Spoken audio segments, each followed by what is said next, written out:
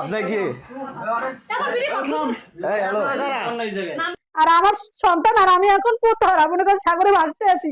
আমি এর কঠিন বিচার চাই, কঠিন বিচার চাই, জনগণ দেখতে পারে, বুঝতে পারে যে অসামাজিক কাজ করলে এরকমের বিচার সমাজে হয়।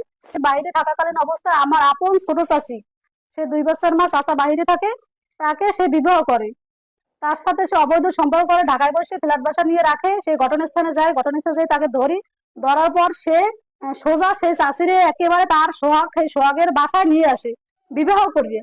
এখন সে তাকে বিবাহ করে স্বামী স্ত্রী পরিচয় একেবারে তারা বাড়িতে সংসার করতে আছে। আর আমার 8 বছরের একটা বাচ্চা আছে, আমাকে কোনো খোঁজ খবর নেয় না, কিছু না, উল্টো আমার হুমকি দেয়, তোরে আমি মারি ফেলামু, তোরে বাঁচতে দিব না। কেস মামলা পুরুষের জন্য হয়, কেস মামলা আমি রাখলে 1 বছর জেল খার মতো, তোর নামে মার্ডার করে ছাড় মতো, বাবা ভাই বোন কিচ্ছু করতে পারবে না আমারে। এরকম আমার না, আমার চাচারে আমার চাচি শিমু, সে আমার চাচা বাদলের ডিভোর্স দেয় নাই, আর সোহাগও আমার ডিভোর্স দেয় না। আর সোহাগ এক নারীতে আসক্ত না, সে আমার বিবাহ করার আগে আরো একটা বিয়ে করছে, তারপর আমার বিয়ে করছে, 11 বছর সংসার, এখন আমার চাচিরই করছে। তারপর ওই সোহাগেরই স্বাস্থ্য বোন আছে একজন, আব্বাসের মেয়ে আসমা, তার সাথে অবৈধ সম্পর্ক, যে বাচ্চা কনসেপ্ট হয়, সে বাচ্চা তারা ফালাই দেয়, পরে অন্য জায়গায় তার বিবাহ দিয়ে দেয়।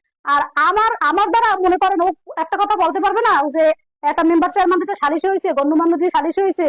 আমি একাধিক পুরুষে আসক্ত, এখন পর্যন্ত আল্লাহর রহমতে বাইরে গেছে, বাইরে আসছে, আমার এখানে বাসা ভাড়া নিয়ে থাকছে, বাসার ভিতর সকল মালামাল, কিন্তু সকল মালামাল চুরি করে নিয়ে মনে করেন আমার নামে মিথ্যা অভিযোগ দিয়েছে যে আরো মেয়েদের সাথে সম্পর্ক করছে, অবৈধ সম্পর্ক। ও যে কত মেয়েদের সাথে সম্পর্ক করছে, হিন্দুদের সাথে সম্পর্ক করছে, তাও আমি ধরছি। কিন্তু আমি এই বাসায় আসছি না, আমার কয় কি যে তুমি তোমার বাবার বাড়ি যাই 2 দিন থাকো, আমি যাই, পরে আসছে দেখি আমি মনে করেন বিছে মেলো এই যে মেয়েদের ক্লিপ, যেগুলো আমার ব্যবহার করা জিনিস নেই, সেইগুলো আমি টেবিলে পাই। পরে আমি বলি কি এগুলো তো আমার না, এগুলো এখানে কোথা থেকে আসলে, জীবনে আমি কিনি নেই, এই কথা করে মারবি ফেলাম। সেই দিন আমার মারছেও, মানে হ্যাঁ হ্যাঁ, বাসায় অন্য মেয়েরা আনছে, পরে এক পর্যায়ে সে বাইরে চলে যায়। মানে সে মনে করেন সে নিজেও বলতে পারবে না যে সে কত মেয়েদের সাথে করছে। এই বয়সে সোহাগের বয়স 30 বছর মনে হইবে, 3টে বিয়ে করা হয়েছে। শেষ পর্যন্ত আমার আপন ছোট চাষের বিয়ে করছে, এখন তারা বিয়ে করছে, আমার চাচার ডিভোর্স দেয় না, তারা সংসার করতে আছে। চাষির বয়স আপনার 2টা ছেলে মেয়ে, ছেলেটা 19 বছরের হইবে, আজিদুল নাম, আর মেয়েটা আপিয়া, তার 16 বছর হইবে মেয়েটা। আর আমার এখন বুঝেন যে তার বয়স কত হইবে, আর আমার বয়সে আমার মনে করেন 8 বছর একটা বাচ্চা আছে, ফুটফুট একটা বাচ্চা আছে। তার আগে বিয়ে করে আমারে করে, এরপর মাঝখানে যে কত মেয়েদের সাথে অবৈধ সম্পর্ক তা ও নিজেও বলতে পারবে না। তখন ক্যারেক্টার এতটা খারাপ, বড় বোন সম্পর্ক করে বিয়ে হয়েছে, জোরপূর্ব করিয়ে বিয়ে করছে। সে বিয়ে করছে কারে, সুলতান বাজারে ছেলে বাসা ডাক্তার দোকানের সামনে দোকান দেয়, সুমন নাম। তারপর আমার ছোট ননদ যেটা এলমা, সেও মনে করেন কোরালিয়া সিদ্দিকের ছেলের সাথে, ফয়সালের সাথে অবৈধ সম্পর্ক করে তার সাথে বিবাহ হয়। বিবাহের পর ও বাইরে চলে যায়, ফয়সাল আসার আগে আগে ও ডিভোর্স দিয়ে আর এক পুরুষের সাথে সে এলমা চলে যায়। সেই ফ্যামিলিতে আমি বসবাস করছি, কারণ আমার ভিতরে ওইসব কোয়ালিটি কিছু নেই। আমি বলছি আমার তুমি মারি ফেলো, তো আমি সংসার জীবন দেখো না। আমার স্বামীর পিছনে আমি হলে একটা মেয়ে, আর আমার 3টে ভাই। যে সময় যাবো যে কিস্তির টাকা লাগুক, খাবার লাগুক, যে আমি টাকা চাইবো, যে আমার টাকা নেই, ওই বিরুদ্ধে আনো, ওরা বাজারপাতি করে দিবে, চাল ডাল মরিচের গুঁড়ো লবণ হইতে সবকিছু তারা দিয়ে যায়, আমারে মাছ তরকারি সবকিছু দিয়ে যায়। এই যে ঘরে মালামাল, খাট শুকে চালনা একদম যাবতীয় যা আছে সব আমার বাবার ব্যবহারের জিনিস, সকল মালামাল আমার। এই মামলা এই মনে করেন এই মিথ্যে মামলা দিচ্ছে আমার নামে, যে মালামাল নাকি আমি সব সরাই লই গেছি, কিন্তু আমি কিচ্ছু নেইনি, সব বাবার, সব বাবার আমার। হ্যাঁ, সব বলতেছে আমার মালামাল আমি সব নিয়ে যাবো, মালামাল আমার বাবার। কাল করছে কি ওই আমার নামে মিথ্যা অভিযোগ মামলা দিয়েছে, যে আমি ওর ভিতরে মালামাল কিচ্ছু নয়, সব আমি নিয়ে গেছি, অথচ আমি তো সব মালামাল ভিতরে। আমি এক সেট কাপড় চোপড় নিয়ে ঢাকা অবৈধ সম্পর্ক আমি ফ্ল্যাট বাসায় যাই ধরি, ধরার পর ও আসছে কি করছে, এই তালার উপর আরেকটা তালা মারছে, মারার পরে মনে করেন যে ইয়ে বলতে আছে কি যে তুই মান সম্মান করেছে তোরে, আর আমি বড় বইতাম না। পরে এই বলছে এক পর্যায়ে আমার মামলা দিয়েছে, তদন্ত অফিসার আসে এসআই জাহাঙ্গীর, মনে করেন সে আসছে আমার বিভ্রান্ত করে ফেলাইছে প্রশ্ন করিয়ে। তুমি মেয়ে মানুষ, তুমি মিথ্যে কথা বলো, সত্য কথা বলো না, মেয়ে মানুষ হুমকি টুমকি দিয়েছে। মানে তার যে ক্যারেক্টার আর সোহাগের যে এই যে বাদী সোহাগ, তার ক্যারেক্টার চরিত্র সেম টু সেম তার ভিতরে আছে, সে সেই রকম আচরণ আমার সাথে করছে।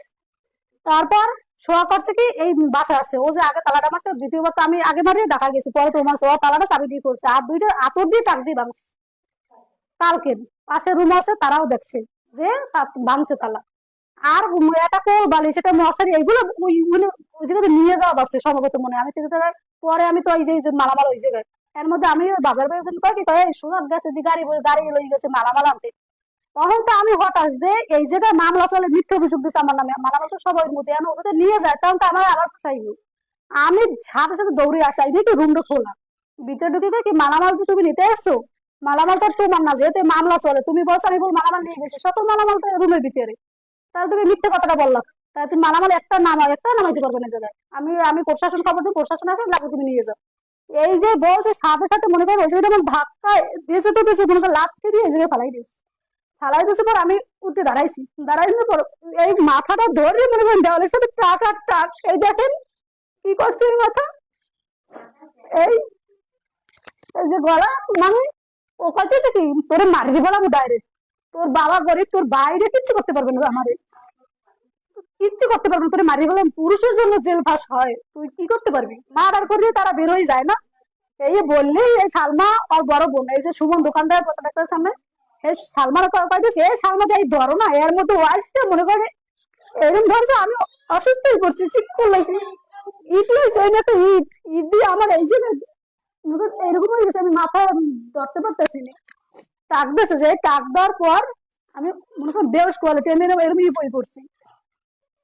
আরে গণ্যমান্য যারা আছে সবাই আইসে, আসার পর তারা ফিরেছে পর আমি তাড়াতাড়ি বাবারে ফোন দিই, 999 ফোন দিই, পুলিশ আসে, আসছে দেখে, সবকিছু শোনার পর দেখে, এরা বলি কি রুমের ভিতরে তো সব মালামাল এই ভিতরে, তাহলে তুমি এগুলো কথা এবার তারা করছে কি মালামাল সহকারে পাই, তুই মালামাল কি করছে আন্ধারে টানা, এই তাড়াতাড়ি ও যাইয়ে এই কম ওই আপনার ওই কোল বালিশ একটা মশারি আইয়ে তাড়াতাড়ি বস্তা বসছে নেবে আর কি, এইগুলো আবার আনি রুমের মধ্যে ঢুকছে।